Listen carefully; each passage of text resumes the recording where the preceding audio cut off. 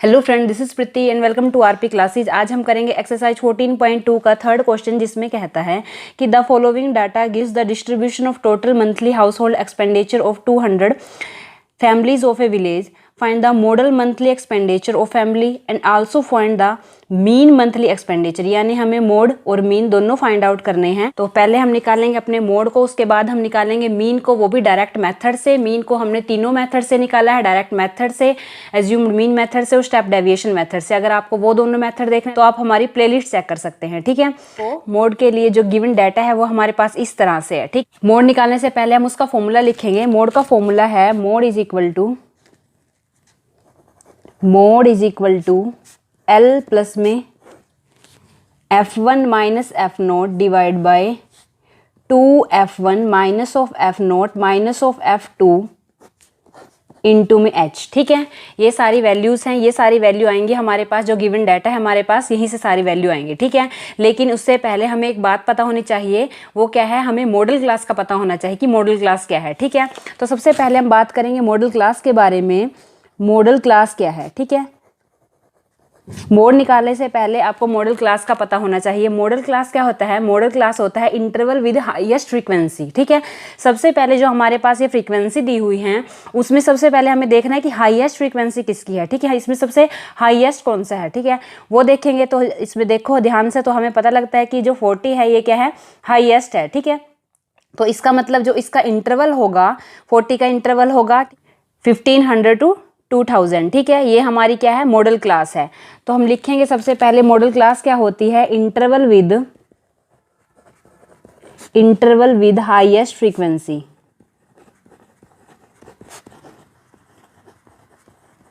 Interval with highest frequency, उसकी value क्या है, 1500 टू 2000, ठीक है।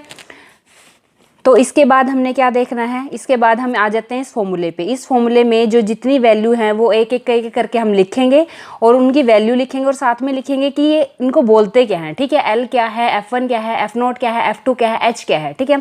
तो सबसे पहले हम लिखेंगे एल। एल क्या होता है? एल होता है lower limit of modal class. अभी हमने देखा मॉडल क्लास हमारी कौन सी है, मॉडल क्लास है हमारी ये हमारी होती है लोअर लिमिट, ये हमारी होती है अपर लिमिट, ठीक है। इसका मतलब ये जो है इसको हम क्या कहेंगे, लोअर लिमिट बोलेंगे। लिखेंगे यहाँ पे lower limit of modal class.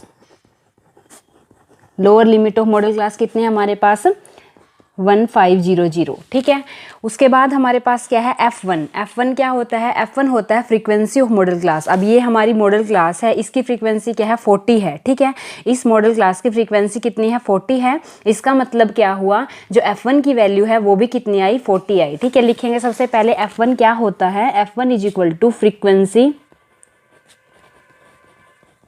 Frequency of modal class, ठीक है। मॉडल क्लास की जो फ्रीक्वेंसी है उसको हम बोलेंगे F1, ठीक है। F1 क्या है हमारे पास, 40। F1 हो गया। अब हम निकालेंगे नेक्स्ट क्या, F नोट। F नोट क्या होता है? F नोट होता है frequency of class before model class, ठीक है। Frequency of class before model class, frequency of modal class before model class, वो हमारे पास कितनी है। अब ये हमारी क्या थी, मॉडल क्लास की फ्रीक्वेंसी थी इससे पहले वाली, यानी कि frequency of class before model class, यानी कि इससे पहले वाली जो फ्रीक्वेंसी होगी हम उसको क्या बोलेंगे, उसको बोलेंगे हम F नोट, ठीक है। उसको बोलेंगे हम क्या, F नोट। लिखेंगे यहाँ पे F naught is equal to कितना है हमारे पास, 24, ठीक है, 24। नेक्स्ट क्या है हमारे पास, F2 है। F2 क्या होता है, F2 होता है frequency of class after modal class, यानी कि ये जो मॉडल क्लास है इसकी जो फ्रीक्वेंसी है, ठीक है, उसके बाद वाली फ्रीक्वेंसी को हम क्या बोलते हैं, F2, ठीक है। F2 लिखेंगे यहाँ पे। F2 होता क्या है, F2 is equal to frequency of class आएगा यहाँ पे, frequency of class after modal class. अब वो क्या है, आफ्टर यानी क्या, 33, ठीक है। इसकी वैल्यू क्या आई, 33।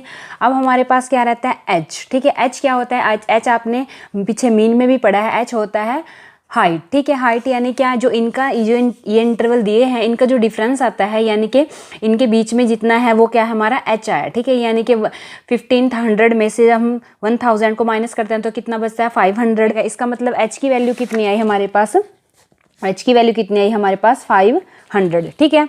अब हमारे पास सारी वैल्यू आ चुकी हैं। अब हम सारी वैल्यू को इस फॉर्मूले में पुट करेंगे, ठीक है।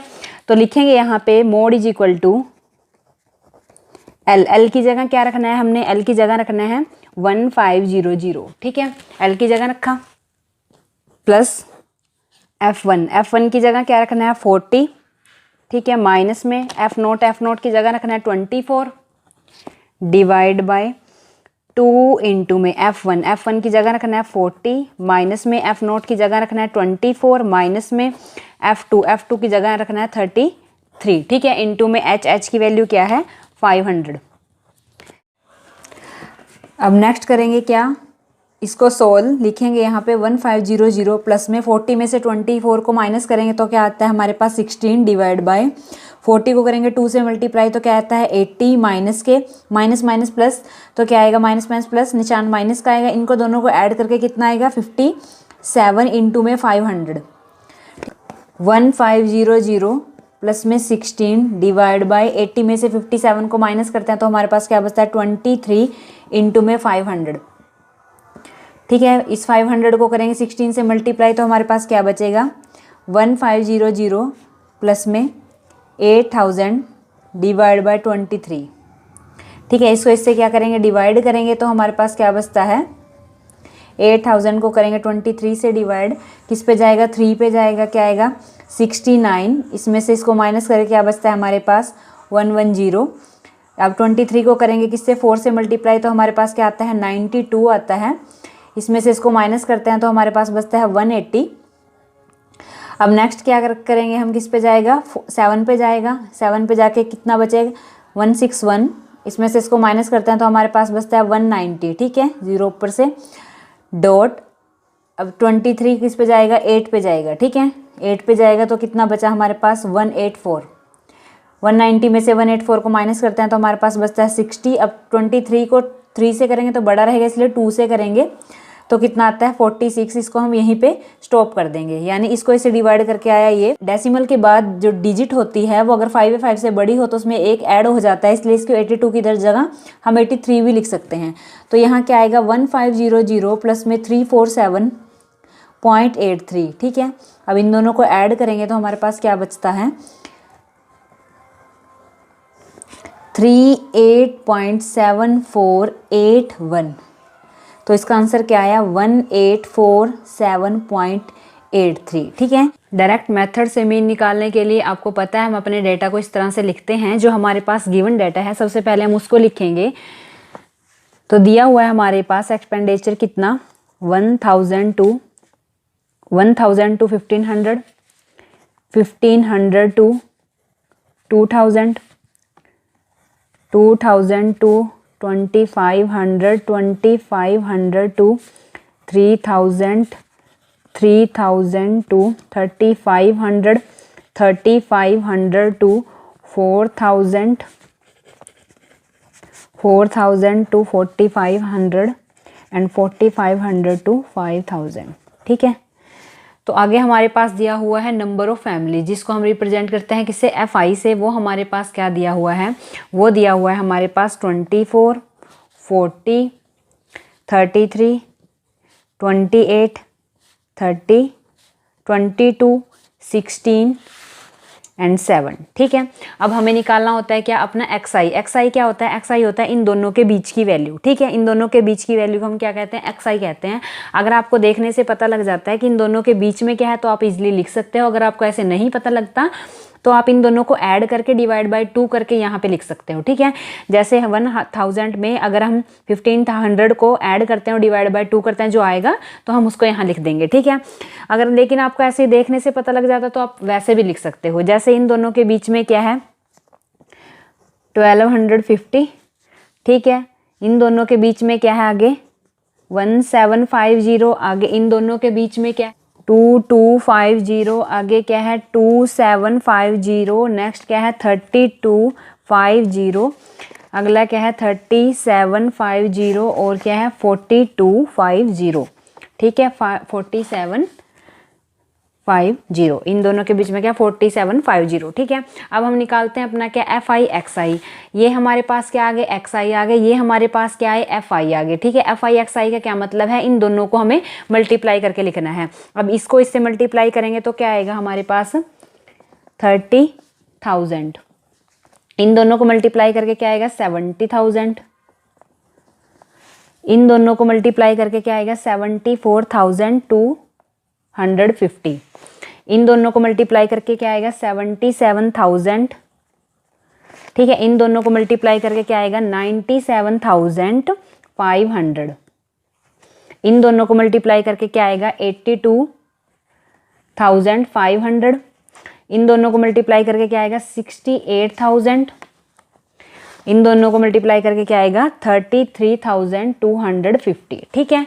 अब हम डायरेक्ट मेथड से क्वेश्चन निकाल रहे हैं, तो सबसे पहले हम लिखेंगे डायरेक्ट मेथड का फॉर्मूला, ठीक है। डायरेक्ट मेथड का फॉर्मूला क्या होता है, मीन बाय डायरेक्ट मेथड, उसका फॉर्मूला हमारे पास क्या होता है, जिसको एक्स बार से रिप्रेजेंट करते हैं, summation of FI XI divide by summation of FI।